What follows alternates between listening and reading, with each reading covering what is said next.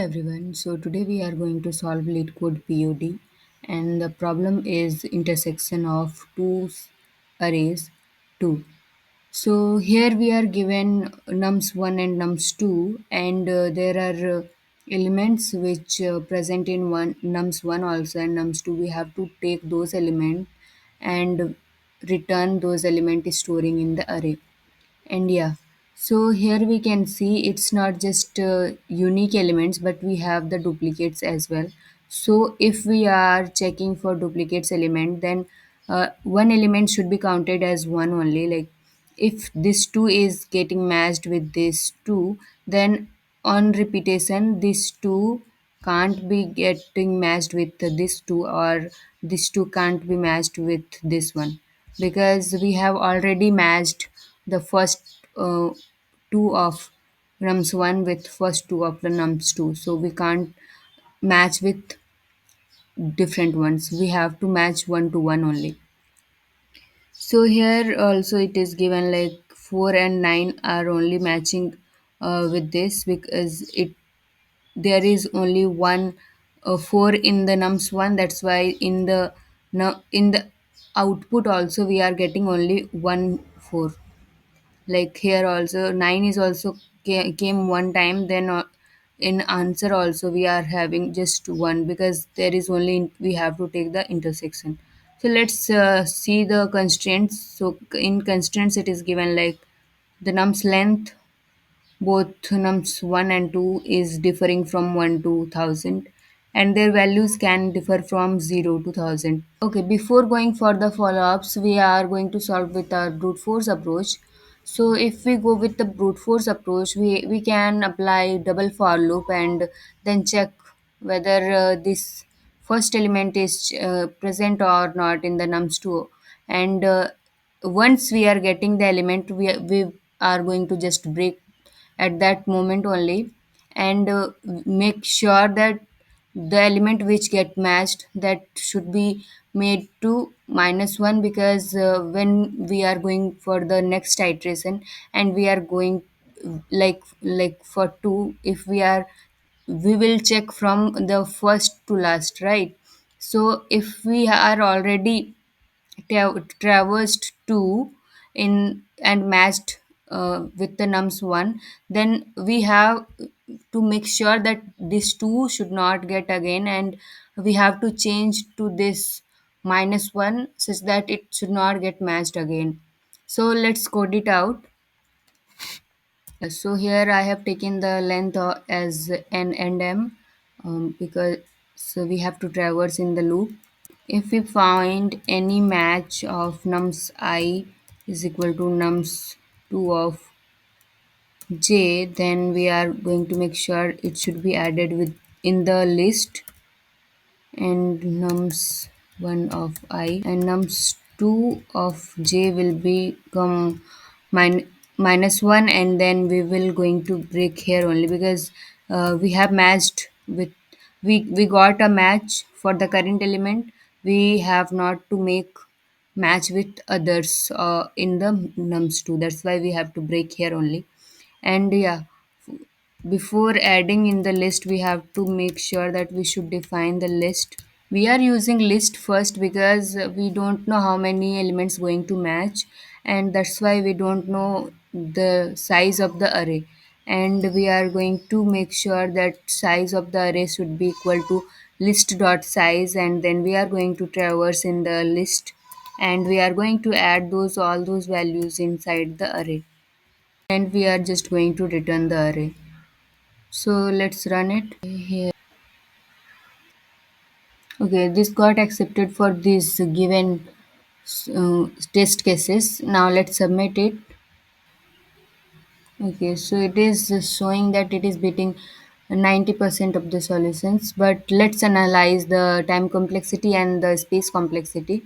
So here we are using a for loop from one in the length of n, and then inside that also we are using in the length of m. So the time complexity will be big O of n into m, while the space complexity will be big O of minimum of n comma m, because at the worst condition, what can its storage weigh? Like we are going to make sure, let's suppose all the elements of nums 2 are present in nums 1, but nums 2 is having length lesser than the nums 1 length, and then all the nums 2 length will be getting added to the list, and this length is minimum. So that's why the space complexity will be minimum of m comma n. And yeah, this was the solution and intuition, and thank you. Okay, now let's go with the follow-up questions. So here it is given, what if given array is already sorted, and how would you optimize the solution? So if it is sorted already, but it is not sorted here, but we have to sort it out. It is given like if it is already sorted, then how would you optimize this algorithm? So if we are using a binary search operation here, then instead of this for loop, which is taking m time complexity, we are just going to manage that with log of m, because binary search just take log of m time complexity, and we can just sort it out with this optimization. And when we are using arrays dot sort nums 1 and nums 2, then this is going to take time complexity of n log n and m log m also. So it depends if it is sorted or not, but I will try with binary search also.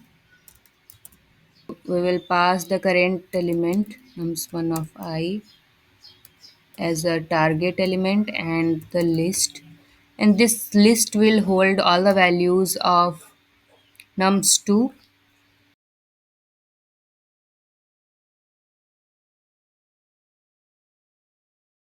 We will add here the value of nums 1 because we got the element in nums 2, and yeah, so let's go for the binary search.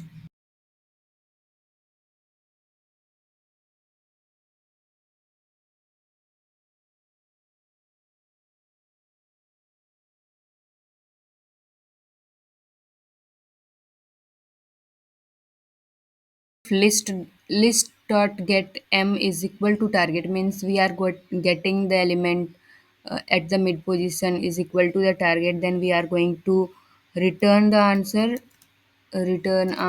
as the m, and here we have to define answer as well, and answer should be initially -1. And if we are not getting, if the list element is, if the middle element of the list is greater than the target, then we are going to minimize the higher pointer to mid -1, and if it is lesser than the target, then we are going to increment the lower point. So now we are going to return the answer. Okay, before returning the answer here, we are going to remove the value from the list. Why? Because it is important to remove the element from the list. List is holding all the values of nums 2, and if we are getting any match in the nums 2, then we have to remove that, such that in the next iteration this current element which got match should not be matched with another nums 1 element. That's why removal is important, and we are using list instead of using just array. Yeah. So now we will run it. Okay. We have to pass the list as well. So list integer list. Here we have to pass the element, current element. We will just pass the list, and here, yeah. Now I think it's correct. It should be.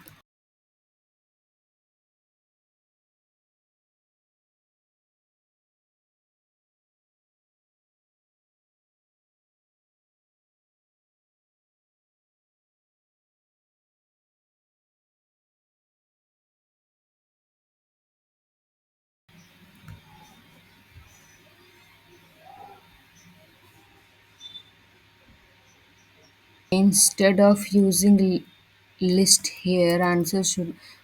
one more list should be made here, namely answer, and that answer should be used instead of list, because list is holding the values of nums2, not the answer, right? So it should work now. Yeah. So let's try to submit it, and it is showing 32% of total submission. So let's analyze the time complexity. Here we have used arrays dot sort. So that's why it is taking n log n plus n log m, because we have already taken the time complexity here only. But instead of that, if the arrays are already sorted, it is given like that, then it is going to take only big O of n log m, because we are traversing in the loop, and then we are going to traverse in the binary search, and that will take log m time complexity. So this was the solution and intuition to solve this follow up, and let's try to optimize more. So here we can see we are going to take care of the frequencies. So let's reset it, and then here we are just going to keep track of all the frequencies of nums1 elements and nums2 elements. So firstly we are going to take the lengths.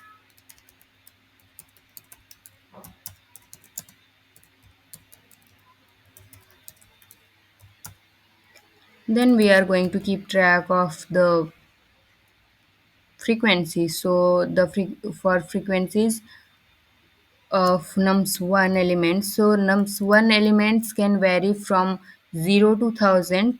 So its length should be from 1001 we can take, because it can vary from 0 to 1000, right? To we have to include 0 as well. And similarly for nums2 elements as well. Yeah. Now we are going to traverse in nums1 and nums2, and we are going to put all the nums1 elements frequency in the array 1 and nums2's elements frequency in the array 2. Yeah. Now we will traverse in the loop, and then we will check if array of 1 is lesser, our array of two value is lesser, which whatever the value is less, those many times we are going to add the values inside the list. So here we will use list. So here, before going for the next, I am going to just show you that how it is working. Like, let's suppose one came when we are talking about nums1, and inside that one came for, let's suppose, 2 times, and then 2 came for 9 times, then 3 came for, let's suppose, 3, and then 4 came for 0, and 5 came for 8, and so on. It will go till 1000, and 1000 came for 0 time. And when we are going for the nums two elements, then let's suppose one came for 0, and 2 came for 8, then 3 came for 2, then 4 came for 0, and 5 came for 2, and so on. 1000 came for 1. Then what will be the common thing will be here, common intersection will be uh, the minimum. Like here 0 came, means no one are present in nums2, while nums1 is having 1, so 1 will not be counted and 1 will be skipped to be added in the list. Then we are going for the 2, then 2 is going, what is the minimum number here? It is 9, here it is 8, so 8 will be the minimum which can be intersection of nums1 and nums2, so 2 will be added 8 times. Then we will add 3 for 2 times only, and then 4 will not be added because 4 is not present here also, not present here also. And then 8 will be, sorry, 5 will be added for 2 times, because 2 is the intersection point, and then for 1000 when we are talking about 1000, then 1000 is 1000 came in nums 2 but not in nums 1, so it will not be added. So these are the common elements, and the 2 will be added 8 times, 2 3 will be added 2 times, and 5 will be added for 2 times. So this intuition will be applied here and will be added in the list. So here we will apply for int j is equal to 0, and j will be going from math dot min of array 1 of I comma array 2 of I, and then j plus plus list dot add return answer. Before that we have to make array namely answer, and this size will be of list dot size, and we are going to put all the elements inside nums, sorry, inside answer. Yeah, so let's run it.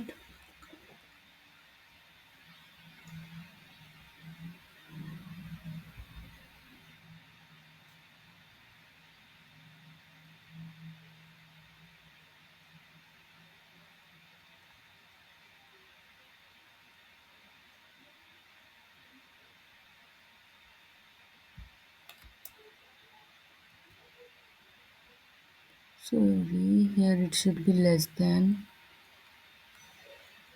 Yeah, here I have applied equal to, and let's suppose if any element is not present, then the number will be 0, and j is iterating from 0 to 0, then that means it will add at least once, so that will not be the correct one, so it should be less than only. And yeah, let's submit it. So here it is also beating 90%, and let's analyze the time complexity and space complexity of this solution. So if we analyze the time complexity here, we are using a for loop from 0 to 1000. So if the length is 1000, then time complexity is going to be big O of n, and we are using space to save the frequency from 0 to 1000. So the space complexity is also of 1000, and it can be considered as a constant because the length is very small, it is just 1000. And yeah, this was the analysis. Thank you.